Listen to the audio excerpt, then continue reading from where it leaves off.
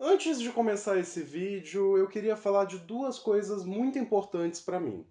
Primeiro, que na última terça-feira, dia 31 de maio, o Fita Maldita comemorou um ano de existência. É um ano que eu tô aqui falando um monte de bobagem sobre filmes de terror e vocês não me largam, o que é uma surpresa para mim.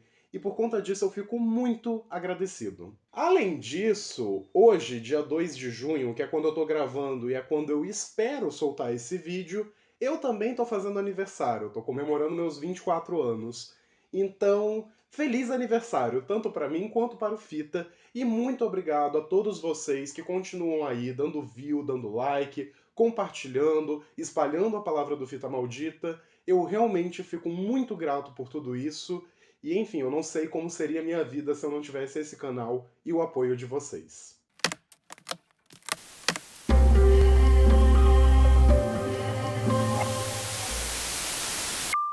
Olá, sejam muito bem-vindos ao Fita Maldita. Eu sou o Gustavo Fior e no vídeo de hoje nós nos reunimos com amigos mais que especiais enquanto a gente faz uma pequena parada na cidade de Calabrine Sturgis para lutar contra os lobos. É isso mesmo que vocês estão pensando. Hoje a gente volta com um projeto de leitura de A Torre Negra para falar um pouquinho sobre Os Lobos de Cala, que é o quinto volume da franquia principal e que traz de volta todo mundo que a gente já conhece e já ama, como o Roland, a Susana, o Ed, o Jake e até mesmo um certo padre Ranzinza. Só que antes da gente falar sobre os Sete Samurais do Stephen King, não esqueça de curtir o vídeo, se inscrever no canal caso ainda não seja inscrito, ativar o sininho para receber todas as notificações, me seguir nas redes sociais que estão linkadas aqui na descrição e também compartilhar com seus amigos para trazer mais almas pro Fita Maldita.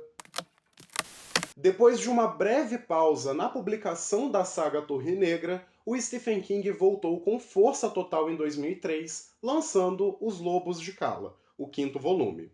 E aqui a história segue bem de perto o que acontece no final de Mago e Vidro.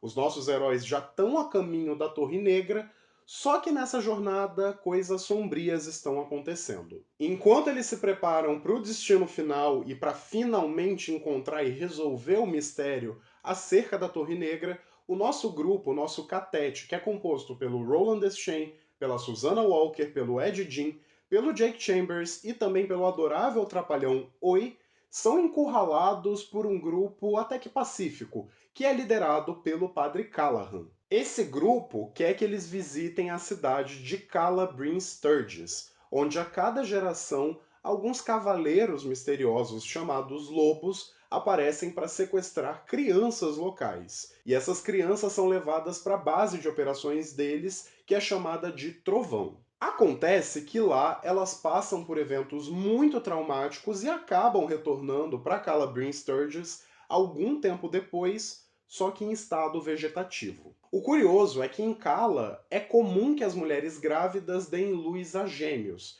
geralmente um menino e uma menina.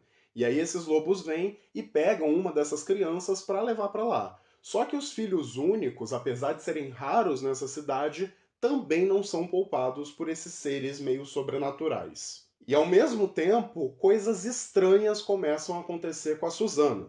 No meio do livro, a gente descobre que ela está grávida devido a um estupro que ela sofreu lá no terceiro volume, que é o As Terras Devastadas. Só que junto com esse bebê, ela acabou desenvolvendo uma nova personalidade que se chama Mia. Essa é uma sinopse bem básica do livro e eu acho que dá para perceber que eu nem sequer arranhei a superfície do que é essa história, até porque, bom, é um calhamaço, só que eu acho que já dá para perceber como que essa história progride e como que esses eventos vão acabar desembocando lá no final da saga. Antes de entrar em spoilers e detalhes um pouco mais profundos da trama, eu preciso dizer que Lobos de Cala foi uma grata surpresa para mim. Eu gostei muito desse livro, principalmente porque, se vocês acompanharam os últimos vídeos do projeto, eu tinha dado uma pausa na saga principal para ler alguns livros paralelos, e eu realmente não tinha gostado do último livro que eu li desse projeto, que era O Talismã. Eu deixei bem claro como aquele livro não me desceu. Felizmente, esse livro volta com aquele ritmo que é muito ágil, mas também é muito descritivo do Stephen King. E é uma história absurdamente simples. Essencialmente, a gente vê esses pistoleiros, esses foras da lei, tentando defender uma cidade dessas ameaças que são sobrenaturais. E aí a gente tem um caminho que lembra muito algumas referências que o Stephen King gosta de colocar aqui. O próprio King já disse em várias entrevistas como ele acabou se inspirando muito em algumas histórias de faroeste e também de samurais para compor isso aqui. Ele cita como a principal referência dele o filme Os Sete Samurais, do Akira Kurosawa. Só que ele também gosta de citar um pouco a versão americana desse filme, que é Sete Homens e um Destino, que já é um filme de western.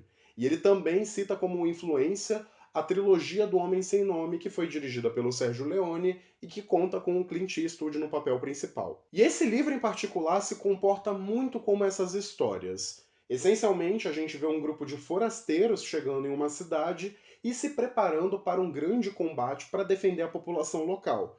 Só que enquanto tudo isso acontece, eles acabam mudando a vida das pessoas que vivem ali e se tornando mártires, heróis locais. Isso nem sequer é algo que está nas entrelinhas, na verdade está bem explícito ao longo do livro inteiro, e eu acho muito interessante ver essas interações do Catete e do Roland com outras pessoas. Como eles se envolvem com esses moradores dessa cidade que é afligida por uma maldição que dura muito tempo. Por exemplo, o Jake Chambers, pela primeira vez durante toda a saga, aqui é onde ele tem o espaço para finalmente ser uma criança normal e interagir com outros garotos, poder brincar, poder contar histórias de criança, poder fazer coisas de criança, enfim.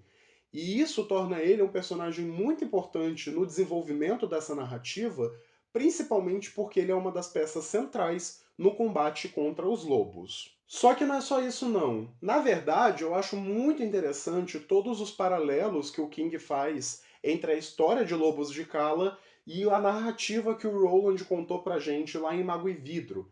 Então a gente tem um certo contraponto, porque nesse livro aqui a gente está vendo esses forasteiros se reunindo para defender uma população carente, enquanto no livro anterior a missão do Roland era algo um pouco mais fantástico, um pouco mais mitológico, com toques de narrativa medieval. E quando eu falo isso, eu não estou querendo dizer necessariamente que o quarto livro é melhor do que Lobos de Cala.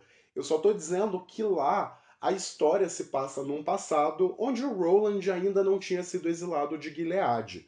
Então, por conta disso, tem um certo quê de conto de fada, de narrativa fantástica, enquanto aqui é uma história muito mais pé no chão. O Roland está no mesmo nível da população que ele está tentando defender. Aliás, eu continuo achando todo o desenvolvimento do Roland simplesmente fascinante, porque a cada livro ele vai ganhando mais camadas.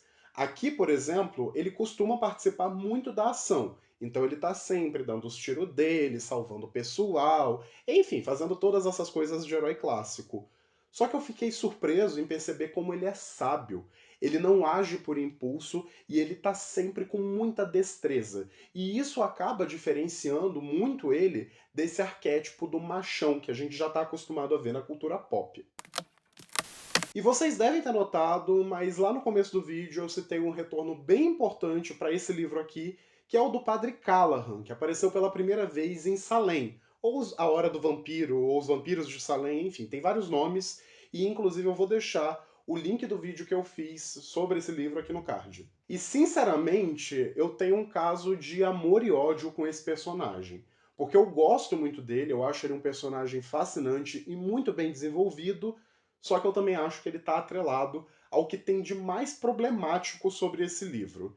E calma que eu já explico isso. Aqui a gente descobre que depois de ter sido marcado pelo Kurt Barlow lá em Salem, o Padre Callahan acabou viajando e procurando uma nova vida.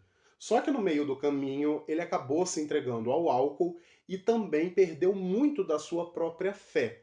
Só que tem detalhes interessantes em toda essa concepção de história. Por exemplo, quando ele foi para Nova York, que é uma subtrama que existe ali no finalzinho de Salem, ele acabou se apaixonando de certa forma por um homem chamado Lupe Delgado, com quem ele trabalhava em um asilo para moradores de rua. Os dois desenvolveram um laço muito forte, só que esse amor nunca foi consumado, porque o Lupe acabou morrendo de HIV pouco tempo depois que eles se conheceram. E isso é uma forma da gente entender como os problemas do Callahan não acabaram depois que ele saiu de Salem. Na verdade, ele passou por problemas muito pesados nessa jornada e teve que lidar com várias questões bem sérias. Depois da morte do Lupe, ele acaba andando por aí embriagado, viajando por vários estados lá nos Estados Unidos, só que ao mesmo tempo ele começou a ser caçado também por outros vampiros. E nessa jornada, ele percebe que ele consegue atravessar algumas realidades dentro desse multiverso do Stephen King.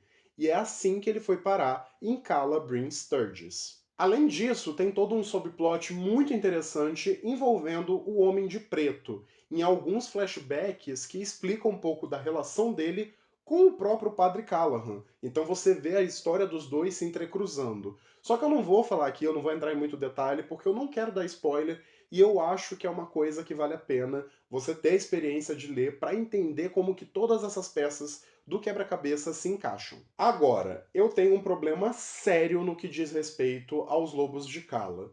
E é um problema que não apenas me tirou da leitura, como também me fez ficar muito mal com o que o King descreve aqui. Como vocês se lembram, eu falei no vídeo sobre o Talismã, sobre como eu estava incomodado com a representação LGBT e com a forma como o Stephen King trabalha essa minoria no livro. Pois bem, aqui a coisa piora. Nessas aventuras do Callahan, e aliás, já vão preparados porque existe um grande trecho do livro onde ele explica tudo o que aconteceu tintim por tintim depois que ele saiu de Jerusalem's Lot, mas enfim, ele vai explicar um pouco sobre como funciona a mitologia dos vampiros dentro do universo do Stephen King. Basicamente, você tem os vampiros ancestrais, que são muito fortes, muito poderosos e muito inteligentes, e têm a capacidade de criar outros vampiros, que é essencialmente a mesma vibe do Kurt Barlow lá de Salem. Esses vampiros dão origem a um segundo tipo de vampiro que conserva muito das habilidades deles. Então eles são muito poderosos, eles vivem muito tempo, só que eles não são tão inteligentes. E diferente desse primeiro tipo, que precisa drenar todo o sangue para poder transformar uma pessoa em vampiro, esse segundo tipo consegue transformar vampiros apenas com uma mordida. E eles são muito famintos. A diferença é que esse terceiro tipo, os que são criados pelo segundo tipo de vampiros, são bem mais fracos e não têm a capacidade de criar outros vampiros. Mas ao mesmo tempo, eles têm uma vantagem que é conseguir sobreviver mesmo no sol. E até aí tudo bem, eu tava gostando, eu tava achando incrível, só que aí o Stephen King dá um show de sorofobia. Essencialmente, o livro explica que os vampiros desse terceiro tipo são grandes disseminadores do vírus HIV. Inclusive foram eles que espalharam muito a contaminação e acabaram dizimando uma geração inteira. Só que aí que tá o problema, porque, bem, esses vampiros gostam de marcar homens gays como sua fonte de sangue. E bem, eu não preciso bater na tecla de como isso é ruim, né? Eu sei que nos anos 80 e 90 o HIV era um vírus destrutivo, era um vírus assassino que dizimou muitas pessoas, muita gente ficou com medo porque via amigos próximos morrendo. Só que eu também acho que dá para você trabalhar todo esse pânico de uma forma que seja minimamente respeitosa. O problema é que ao transformar os vampiros em condutores para o HIV e dizer que eles fazem isso para se divertir, o Stephen King faz algo insanamente cruel. Não apenas com as vítimas que a AIDS deixou ao longo de todos esses anos, mas também com quem vive com o HIV hoje e precisa lutar diariamente com esse preconceito que é brutal e é doentio. De muitas formas, eu estava muito feliz lendo esse livro. Eu estava achando o melhor capítulo da Torre Negra até agora. Eu estava achando sensacional a forma como o Stephen King consegue descrever as situações e trabalhar uma narrativa muito complexa. Só que quando eu cheguei nessa parte dos vampiros e da ligação deles com o HIV, isso me tirou completamente da história, me deixou muito mal, e eu terminei de ler esse livro meio triste, na verdade. Eu não tô dizendo que é um livro ruim, tá bom? E também não é um caso de eu chegar aqui e falar, bora cancelar o Stephen King. Porque eu entendo que isso não deve ter sido feito com más intenções. Só que ao mesmo tempo é violento e é desrespeitoso com uma comunidade inteira, principalmente com pessoas que passaram anos lutando com a doença e acabaram falecendo nesse processo. E beleza, ele pode ter mudado de posicionamento, eu entendo que naquela época era uma visão diferente, só que isso foi escrito em 2003, foi lançado em 2003. Naquela época a gente já tinha um pouco mais de informação sobre a AIDS, sobre o HIV, sobre tratamentos, então para mim não justifica a forma como isso aqui estigmatiza pessoas que tiveram que lutar contra o HIV, contra a AIDS. Passando para as coisas boas, esse livro faz algo que eu achei muito ousado e que eu estou bem interessado em ver nos próximos capítulos da Torre Negra. Em dado momento da narrativa, alguns personagens acabam indo parar em Nova York. Só que não é bem a Nova York que eles conhecem, é uma outra versão da cidade. Lá, eles precisam conversar com um vendedor de uma livraria, e eles acabam pegando alguns livros com esse homem. E dentro desses livros, a gente também tem uma edição rara de Salem, do Stephen King. É isso aí. O próprio Stephen King começa a se inserir dentro dessa história, e isso acaba tendo umas ramificações bem interessantes. Eu já li o próximo volume da saga, que é A Canção de Susana, eu inclusive gostei bastante, e ele vai longe nessa subtrama, ele faz coisas realmente ousadas. Só que aqui, por enquanto, é apenas uma pista do que está por vir. Sem contar que, mais uma vez, o Stephen King acaba fazendo muitas referências à cultura pop, e é tudo feito de um jeito milimetricamente calculado. Então aqui a gente tem referência a Star Wars, aos quadrinhos da Marvel e até mesmo aquela saga lá da escritora transfóbica. Tudo isso cria uma atmosfera muito curiosa e é até interessante a gente pensar o quanto desse multiverso do Stephen King não está conectado a um multiverso muito maior dentro da cultura pop. E beleza, eu sei, a gente já está cansado de ver todas essas franquias se batendo por aí, porque meio que no cinema atual tudo virou uma grande suruba de propriedade intelectual. Você vê filmes como Jogador Número 1, aquele novo do Tico e Teco e até mesmo o Space Jam 2. E tudo parece muito grandioso, é como se fosse um grande catálogo do que os estúdios têm a oferecer. Só que aqui é feito de uma forma muito mais contida e é por isso que eu acho tão válido e tão interessante. Ele não tá jogando referência como esses estúdios, como a Disney, como a Warner fazem, para dizer, olha gente, vem assinar meu streaming porque eu tenho tudo isso aqui no meu catálogo. Não, ele está querendo transformar a ficção em um universo muito maior. Enfim, essas são minhas opiniões sobre Lobos de Cala, o quinto volume de A Torre Negra. Eu realmente gostei muito desse livro, eu gostei de, na verdade, quase tudo dele. Eu gosto muito da vibe que ele tem desses filmes clássicos de samurai e de faroeste.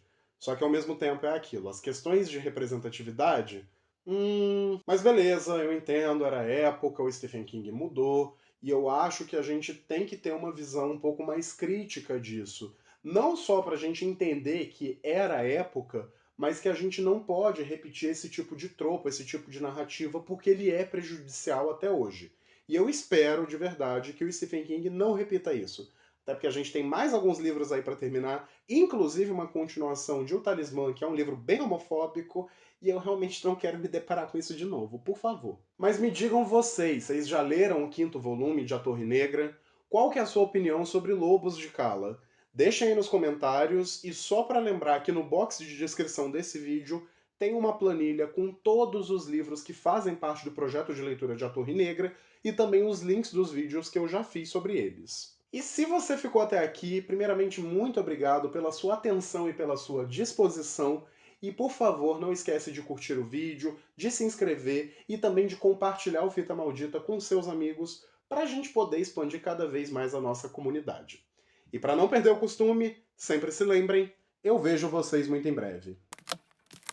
Eu nem falei muito ao longo do vídeo porque eu tô deixando isso cozinhar lá pro vídeo de Canção de Susana, só que assim, eu fiquei passado com a história da Susana nesse livro. Porque essa mulher virou o verdadeiro fragmentado, ela tá completamente louca, e pra piorar, ela ainda tem um bebê na barriga. Então assim, coragem e forças ao ícone.